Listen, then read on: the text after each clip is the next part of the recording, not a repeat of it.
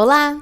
Sejam bem-vindos a mais um vídeo aqui do canal. Eu me chamo Camila Menezes, sou fundadora do Espaço Acha e aqui a nossa missão é te ajudar a se reconectar à sua essência, ao seu propósito de vida através do autoconhecimento e da espiritualidade na prática. E o vídeo de hoje é um vídeo sobre uma recomendação de um livro, que é esse livro aqui, Muitas Vidas, Muitos Mestres, que hoje ele está sendo, para mim, um dos meus preferidos dos últimos tempos. Inclusive, eu criei uma playlist aqui no canal que chama Biblioteca da Consciência. E o objetivo dela é justamente esse: trazer livros, trazer séries, filmes que te ajudem a expandir a consciência de alguma forma. Porque eu vejo que isso faz parte até do meu estilo de vida. Eu amo ler, amo assistir filmes, séries, e eu gosto muito de trazer essa reflexão, sempre puxar ali para o autoconhecimento, para a espiritualidade, entender o ensinamento que tá por trás daquele livro, daquela série, por mais às vezes aleatória que seja, eu sempre gosto de extrair isso e quero trazer isso para compartilhar com vocês também. Tá? E, inclusive, se você tem interesse, em autoconhecimento, espiritualidade, se hoje você quer expandir cada vez mais a sua consciência, eu te convido a se inscrever no nosso canal e já acompanhe essa playlist, caso você também seja uma amante de livros e de séries. Então, bora lá! Esse livro aqui, e até vou contar um pouco a história de como foi eu me conectar com esse livro. Eu já tinha aqui na minha estante alguns livros do Brian L. Weiss, não sei como chama, que é o autor desse livro. Eu já tinha alguns livros dele que eu ainda não tinha lido. E eles estavam ali em stand-by. E há muito tempo atrás, eu abri uma caixinha de indicação de livros e eu lembro que uma conhecida minha compartilhou esse livro aqui, Muitas Vidas, Muitos Mestres, e abriu aquela abinha na minha mente, eu fiquei com aquilo, mas eu acabei, a vida foi passando e aquilo, não comprei o livro, aquilo ficou em stand-by. E aí, há um tempinho, eu fui num centro, tomar o meu passe, assistir ali a palestra, me conectar com a minha espiritualidade, e eu, como uma amante de livros, sempre gosto de ir naquele setor de livros, da biblioteca do centro. E eu vi, ele estava lá, ele estava como se fosse brilhando, gente. Sabe quando um negócio chama a sua atenção? Ele estava lá, esse livro, Muitas Vidas, Muitos Mestres. E eu bati o olho e falei, preciso levar ele. Chegou a hora de ler esse livro. E não é que eu li esse livro, eu devorei ele. Inclusive, eu tive que dar uma segurada, assim, para eu não ler o livro tudo de uma vez só, Porque senão eu leria ele num dia só, porque é um livro muito bom, inclusive, é aquele livro que te prende, é aquele livro que você não quer parar de ler, não é aquele livro que às vezes é cansativo e tudo mais. Então, comecei a ler e me apaixonei, e é um livro, gente, para quem tá começando, na espiritualidade, começando esse despertar espiritual e tá querendo entender até um pouco mais sobre essa questão de vida após a morte, que para você que tá aberto a se ver como espírito e entender que a nossa vida, ela vai muito além, a nossa existência, ela vai muito além dessa vida aqui, esse livro é um ótimo livro para você começar a desbravar esse terreno, tá? E aí, vou trazer aqui a história e alguns ensinamentos, até algumas passagens do livro que são muitas especiais, assim, que eu marquei aqui. Inclusive, daria um pouco de spoiler, então se você não quiser receber spoiler, eu recomendo que você não assista esse vídeo até o final. Mas, caso você não tenha problemas com isso, continua aqui comigo. Inclusive, eu vou deixar o link para quem quiser adquirir o livro aqui embaixo, tá? Eu recomendo muito que vocês tenham esse livro, porque ele realmente, sou fã mesmo. Então vamos lá. Basicamente, esse livro conta a história do próprio Brian, que ele é um psiquiatra muito renomado na área dele, e como um bom médico, ele segue à risca a ciência. Ele era muito cético e ele acreditava muito na ciência, tudo baseado na ciência. E ele tinha ali os pacientes dele, seguia lá os tratamentos, até que chegou uma paciente, que é a Caterine. E a Caterine tinha várias questões de saúde e que, inclusive, ele não estava tendo muito avanço com o tratamento dela, seja através dos medicamentos, ela não estava tendo muita melhora. Até que ele optou tentar o caminho da hipnose, que era um caminho que ele fazia, e ele tentou seguir esse caminho da hipnose com a Caterine para ver se daria certo, né, se ele conseguiria algum avanço em relação ao tratamento dela. Até que nas sessões de hipnose, ele percebe que ela começa a acessar coisas que ele vê que não é dela. É como se, na verdade, né, ela estava acessando outras vidas. Então, através da hipnose, ela estava fazendo uma regressão para outras vidas dela. Então, ela começava ali na hipnose, ela começava a trazer fatos, situações, emoções muito específicas, muito detalhadas e até conhecimentos muito específicos, muito detalhados em relação àquela determinada vida. E o Brian começou a se questionar: da onde ela está tirando isso? Né? Como ela está tendo acesso a essa informação? E ele conseguia perceber com o tempo que a Caterine, fora, né, da hipnose, ela não tinha aquele conhecimento, o acesso àquele conhecimento que ela estava tendo ali naquela sessão em relação àquela vida. E ele, como cético, é claro que ele, logo de primeira, não foi isso que ele pensou, né? Nossa, está acontecendo uma regressão, ela está regredindo a uma vida passada, é o acesso de uma vida passada. Não, ele era cético. Então, ele começou a investigar, porque aquilo começou a trazer curiosidade para ele, né? Da onde ela estava tendo acesso, tirando tudo aquilo de informação, material e tudo mais. E aí ele começa a investigar e sessão após sessão ele começa a concluir, né? E até é um grande trabalho, eu vejo assim quando ele vai contando, que é um grande trabalho para ele, como médico, como uma pessoa que é cética, que é completamente baseada na ciência, ele começar a se questionar a cada sessão que ele passava com a Caterine, foi um desafio para ele, porque é aquela história, quando a gente tem uma crença tão enraizada e a nossa vida, a nossa identidade, a nossa carreira é baseada naquilo, é difícil a gente desconstruir, a gente abrir mão, até porque ele mesmo diz: você dentro, né, do nicho, do mercado ali, né, da medicina, que é importante a ciência, não estou falando que não é importante, mas você se deparar com isso na vida prática e começar a ver as suas crenças desmoronando, é um desafio. Não é simples. E foi um desafio para ele, mas ele foi seguindo, até porque tinha essa questão, né, do ceticismo, mas era algo tão que ele estava vivendo a experiência daquilo, que ele começou a se questionar. Ele começou a falar: bom, eu acho que eu preciso me abrir um pouco para isso e um pouco a fundo nisso, porque ele começou a ver que as informações que ela trazia nas regressões, ele começou a se questionar: será que é sonho? Será que ela sonhou com isso e está trazendo isso para a terapia? Não. Será que ela estudou isso em algum lugar? Será que ela está fingindo? Ele começou a seguir as hipóteses, que nada mais é, né? Quando a gente faz um trabalho científico, a gente olha as possibilidades, a gente testa as possibilidades, as hipóteses, e a gente vai validando, né? O que é real, o que não é.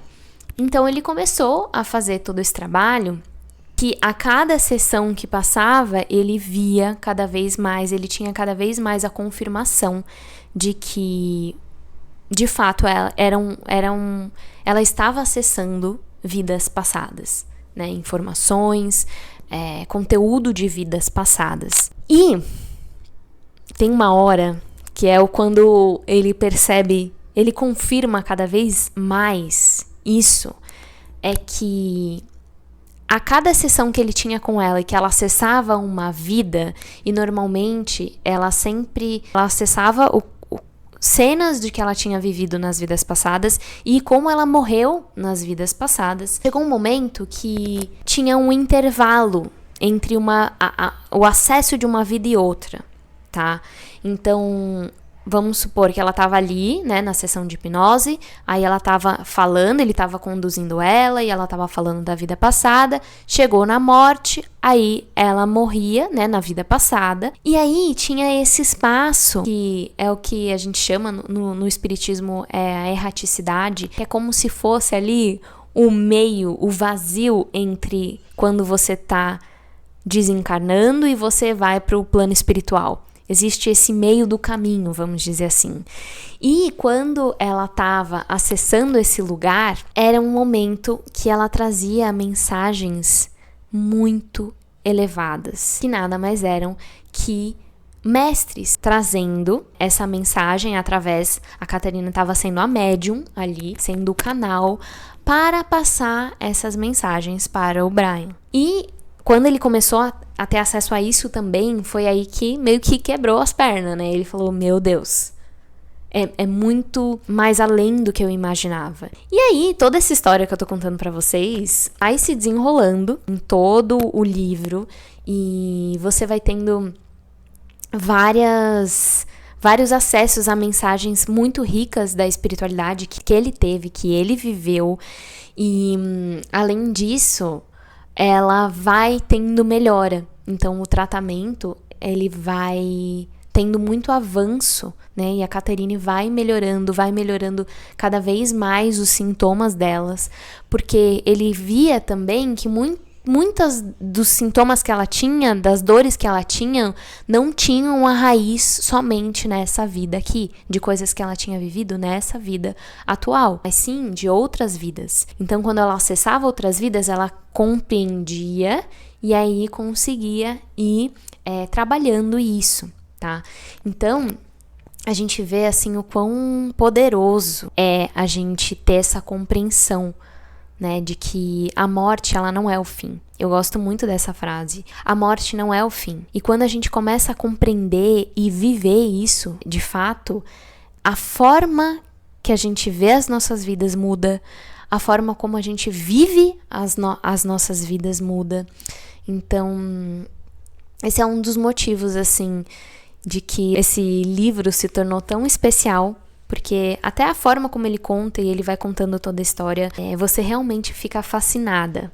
E é incrível pensar que isso de fato aconteceu. Até porque essa experiência que o Brian tem com a Caterine foi a primeira experiência dele, e a partir disso a vida dele se transformou. Ele seguiu os estudos na área da regressão, na área das vidas passadas, e esse é só o começo, né? É só o primeiro dos livros que ele tem. Eu já li um outro livro que eu quero fazer também um vídeo falando pra vocês, mas ele se abriu mesmo, porque ele também teve muita transformação na vida dele, e ele começou a aplicar com os pacientes dele, e tem muito resultado, né? Muita cura acontecendo. E aqui eu acho importante dizer que eu sempre acredito no caminho do meio. Então, não é sobre negar a ciência, não é sobre negar a importância que a ciência tem, que os estudos científicos têm, porque a ciência também é espiritual. Mas a gente também não pode negar a espiritualidade. A gente também não pode negar aquilo que os olhos não podem ver. Aquilo que às vezes a gente não vai conseguir provar através da ciência. Então, vou trazer aqui algumas passagens que eu sublinhei para trazer aqui um pouquinho, para vocês sentirem um pouquinho do livro aí com vocês. Uma delas é essa daqui, ó. Nossa tarefa é aprender para nos tornarmos a semelhança de Deus através do conhecimento. Sabemos tão pouco, tenho muito que aprender. Pelo conhecimento, nos aproximamos de Deus e então podemos descansar. Depois, voltamos para ensinar e ajudar os outros. Essa é uma passagem da Caterine falando durante a regressão para o Brian. Então, ela traz, através até, né, da guiança dos mestres, que eu acho que nesse momento ela estava aqui nessa fase que eu disse para vocês da erraticidade, que era a fase que ela passava essas mensagens. E essa mensagem, ela traz algo que a gente precisa se lembrar constantemente, né? A gente está aqui para se tornar a semelhança de Deus, para evoluir, para melhorarmos como ser humano. E a gente está aqui para aprender isso através do conhecimento, da experiência e compartilhar isso. E eu vou compartilhar aqui mais uma passagem que é: a experiência é necessária para somar a crença emocional à compreensão intelectual. No início, eu não tinha consciência da razão de estar mudando tanto. Eu sabia que estava mais calmo e paciente, e os outros me diziam que eu parecia tranquilo, mais descansado e feliz. Eu tinha mais esperança, alegria, objetivos e satisfação na vida. Esse é o Brian, para vocês verem que isso também transformou a vida dele, não só da Catherine, essa experiência que ele teve. Percebi que estava perdendo medo da morte. Não temia mais a minha própria morte ou a não existência. Tinha menos medo de perder os outros, mesmo sabendo que iria sentir falta deles. Como é poderoso o medo da morte. As pessoas chegam a extremos para evitá-los. Ficamos tão preocupados com as nossas próprias mortes que esquecemos o verdadeiro objetivo de nossas vidas. Eu estava também ficando menos obsessivo. Não precisava manter tudo sob controle o tempo todo. Embora estivesse tentando me tornar menos sério, a transformação era difícil para mim. Ainda havia muito o que aprender. Minha mente estava agora aberta para a possibilidade, até a probabilidade, de que as palavras de Catherine fossem reais. Os fatos inacreditáveis sobre meu pai e meu filho não poderiam ser obtidos pelos sentidos comuns. Seu conhecimento e capacidades certamente demonstravam um excepcional poder mediúnico. Fazia sentido acreditar nela, mas continuei desconfiado e cético a respeito do que lia na literatura popular. Então aqui vocês podem ver o quão desafiador foi para ele, né? Porque teve algumas sessões que a Catherine traz coisas da vida dele que não tinha como ela saber, não tinha mesmo como ela saber. E são essas coisas que ele começa de fato entender, tá, tem alguma coisa aqui, que até que ele fala, eu verificaria se ela se ajustava ao quadro que ia sendo construído a cada sessão. Eu examinaria de todos os ângulos. Quem são essas pessoas que relatam fenômenos mediúnicos, vida após a morte e outros assombrosos acontecimentos paranormais? Estão treinados no método científico da observação e comprovação? Apesar da minha incrível e maravilhosa experiência com Catherine, eu sabia que tinha minha razão naturalmente crítica e continuaria a examinar cada fato novo, cada informação. Eu verificaria se ela se ajustava ao quadro que ia sendo construído a cada sessão. Eu examinaria de todos os ângulos com o microscópio de um cientista, mas apesar disso não podia continuar negando o quadro que já se encontrava ali. Então ele seguiu a ciência, seguiu o estudo, mas não dava para ele negar. Não dava, simplesmente não dava para ele negar tudo o que estava sendo vivido e acessado. E aí, nesses intervalos, né, da erraticidade que os mestres entravam em contato com eles, às vezes cada hora era um mestre diferente. E aí teve um que era um mestre poeta que trouxe essa mensagem para eles. Paciência e senso de oportunidade. Tudo vem na sua hora. Não se pode apressar a vida. Ela não funciona em horários fixos, como tanta gente quer que seja. É preciso aceitar o que nos chega no momento sem pedir mais. Porém, a vida é eterna, por isso não morremos. Na verdade, nunca nascemos. Só passamos por fases diferentes. Não há o fim. O ser humano tem várias dimensões, mas o tempo não é como vemos, e sim medido por lições que devemos aprender. Essa frase aqui, ela é maravilhosa. Vou ler de novo para vocês. A vida é eterna, por isso não morremos. Na verdade, nunca nascemos. Só passamos por fases diferentes. Não há fim. O ser humano tem várias dimensões, mas o tempo não é como o vemos, e sim medido por lições que devemos aprender. O quão rico é essa mensagem que nos faz compreender que a morte não é o fim. E que a gente está aqui, é como se... Eu não lembro onde que eu escutei isso, mas é como se a nossa existência, ela é uma viagem, uma grande viagem, e cada vida é como se fosse uma parada ali. É uma parada na nossa viagem que a gente tá fazendo e a gente tá vivendo e a gente tem coisas pra aprender aqui nessa vida, mas que não é o fim e nem o começo, porque o início não foi nessa vida também. Então, Esse olhar, ele é muito poderoso porque ele tira um pouco a gente dessa imersão que a gente fica na nossa vida e nos desafios, e não que a gente não tenha que... Não tô falando sobre uma negação da gente negar os desafios que a gente vive nas nossas vidas, negar as nossas dores, mas quando a gente passa a olhar a vida com essas lentes, as coisas tendem a diminuir a intensidade, vamos dizer assim. Problemas que talvez a gente via, quando a gente coloca essa lente, a gente começa a ver de uma outra forma. E a gente começa a ver até os desafios como oportunidades, algo que nos acontece e a gente vê, caramba, qual que é a lição que eu preciso aprender aqui? Eu tô passando aqui nessa vida e eu tô aqui pra aprender. E isso tem um sentido, eu estar passando por isso. Então, que não passe despercebido. Não passe despercebido, porque se a gente deixa os desafios derrubarem a gente perde ali a essência do que é existir. Estamos aqui para existir, para viver a experiência da encarnação. De viver, de sentir no corpo as emoções, o gosto da comida, a vivência, né? Então, esse olhar nos abre muitas possibilidades também diante da vida. E aí, queria trazer mais uma passagem bem especial, que eu vou ler aqui para vocês, que também é dos mestres. Que é: a felicidade se baseia na simplicidade. A tendência para o excesso em pensamento e ação a diminui. O excesso obscurece os valores básicos. O excesso obscurece os valores básicos. As pessoas religiosas nos dizem que a felicidade está em encher o próprio coração de amor, em ter fé e esperança, em praticar a caridade e ser generoso. Estão certas. Essas atitudes levarão ao equilíbrio e harmonia, constituindo-se num modo de ser. Hoje em dia, são um estado novo da consciência. É como se a humanidade não estivesse em seu estado natural enquanto vive na Terra.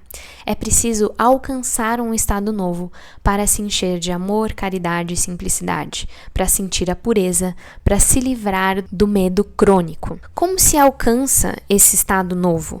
Esse outro sistema de valores. E uma vez alcançado, como pode-se mantê-lo? A resposta parece simples. É o denominador comum de todas as religiões. A humanidade é imortal e o que fazemos agora é aprender as nossas lições. Estamos todos na escola. É muito simples quando se é capaz de acreditar na imortalidade. Se parte da humanidade é eterna, e há muitas evidências e fatos históricos para que se pense assim, então por que nos causamos tanto mal? Por que atropelamos os outros visando ganhos pessoais quando na verdade estamos sendo reprovados nas nossas aulas? Parece que no final vamos todos para o mesmo lugar, embora em diferentes velocidades. Ninguém é maior que o outro. Considere as lições. Intelectualmente as respostas são claras, mas a chave da questão está em atualizá-las pela experiência e tornar a marca subconsciente permanente através da prática e da emocionalização do conceito. Decorar as aulas da escola dominical não basta. Falar sem agir não tem valor. É fácil ler ou falar sobre amor, caridade e fé, mas fazer, sentir, quase que requer um novo estado de consciência. Não se trata do estado de transição induzido por drogas, álcool ou uma emoção inesperada. Atinge-se o estado permanente pelo conhecimento e a compreensão. Ele se mantém pelo comportamento físico, pelos atos e ações, pela prática. É pegar algo quase místico e transformá-lo em algo familiar e cotidiano através da prática e torná-lo um hábito. Compreender que ninguém é maior que ninguém, sentir isto, praticar o auxílio ao outro, remamos todos no mesmo barco. Se não nos esforçarmos juntos, ficaremos muito solitários. Então, essa é uma mensagem também muito especial que fala da experiência da gente praticar a espiritualidade também. Inclusive, eu fiz um vídeo que eu falo para vocês sobre 5 passos simples para você colocar a espiritualidade em prática no seu dia a dia. Eu vou deixar ele aqui para você assistir depois, caso você queira colocar em prática. Mas os mestres, eles dizem aqui da importância da gente ir além do falar, da gente compreender. Isso exige um novo estado de consciência. A gente agir com base no amor, na fé, na gratidão, na generosidade. A gente agir dessa maneira, a gente sentir e não só falar.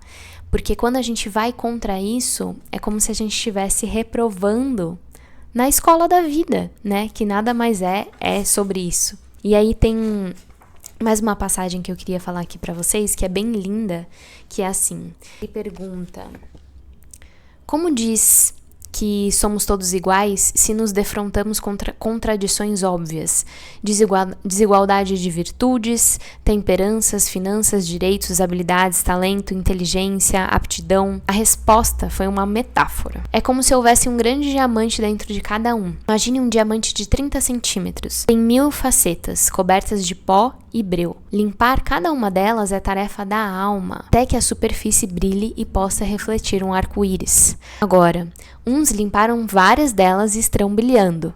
Outros só conseguiram polir algumas, não brilham tanto. Mas sob a poeira, cada um possui dentro de si um brilhante com uma centena de facetas cintilantes. O diamante é perfeito, sem falhas. A única diferença entre as pessoas é o número de facetas limpas. Mas cada diamante é o mesmo, e todos perfeitos. Quando todas as facetas estiverem limpas e brilhando num espectro luminoso, o diamante voltará à energia pura de onde se originou. A luz permanece. É como se o processo de produzir um diamante se invertesse, liberada toda a pressão. A energia pura existe no arco-íris das luzes, e estas possuem consciência e conhecimento. E todos os diamantes são perfeitos. Então, nessa passagem aqui, os mestres falam, né, de que todos nós, em essência, somos perfeitos, somos a semelhança de Deus. E que, na verdade, cada um está no seu caminho de se lapidar. Né? Ninguém é melhor ou maior do que o outro. Cada um aqui está vivendo a experiência que é se lapidar, que é se olhar e que é esse trabalho que a gente pode fazer através do autoconhecimento, de se enxergar, de olhar o que precisa ser aprendido, olhar para as sombras, olhar para as nossas luzes, olhar para os nossos talentos e potencializá-los, olhar para as nossas sombras e dissolvê-las, né, para que a gente possa chegar nesse brilho, nessa luz, que é a essência de todos nós. Então, esses são ensinamentos do livro, Muitas Vidas, Muitos Mestres. Eu não expressei nem 5% dos ensinamentos que esse livro traz. Vocês realmente têm que ler esse livro. Eu recomendo que vocês leiam, porque ele é um livro muito especial. E eu queria deixar aqui um gostinho, né, de partes aí do livro e da história do livro, para vocês terem, né, desenvolver essa curiosidade aí em vocês, para vocês lerem. E se você já leu esse livro, comenta aqui embaixo o que você achou, qual foi a sua visão em relação a esse livro. E se você vai ler, me conta aqui também, depois que você leu, o que você achou, qual foi o maior ensinamento que você teve, que eu vou amar saber. Então é isso, ó, deixo aqui para vocês mais uma vez, para vocês verem, e o link aqui embaixo vocês vão encontrar o link do livro. Agradeço por você ter assistido até aqui, espero que tenha feito sentido para você, e a gente se vê num próximo vídeo.